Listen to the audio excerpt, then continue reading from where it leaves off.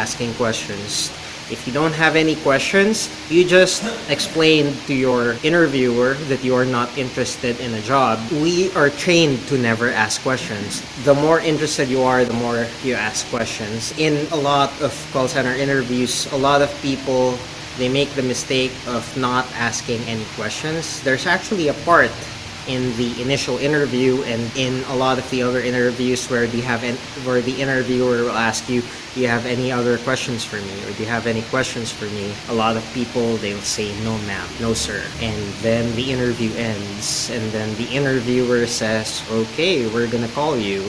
And guess what? They never call you. You need to figure out asking questions. What questions? A big problem that we have growing up in the Philippines, growing up with the Philippine educational system, based on my experience, the teacher always asks questions, but we are trained to never ask questions, because if you ask a question in school, the teacher will discuss further and will prolong the lesson. So as a student, you want that free time, that extra 15 minutes where you're not doing anything at school. You can chat with your seatmates, you can chat with your crush. That's why nobody asks questions in school. The other reason is if you ask questions, you encounter bullies in school and they're gonna then call you stupid for asking stupid questions. That's the mentality here in the Philippines. A lot of people, they're afraid to look stupid, or they're afraid of being the person who makes the class discussion longer. They're afraid of being called a nerd,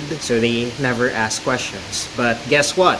If you don't have any questions, you just explain to your interviewer that you are not interested in a job, because asking questions express your interest in the jobs. For example, if you're buying something, there are two situations. If you're really interested in what you plan to buy, you go to the store and then you pay money and then you take that product home. If the product is really expensive, you're gonna ask a lot of questions like, is this good?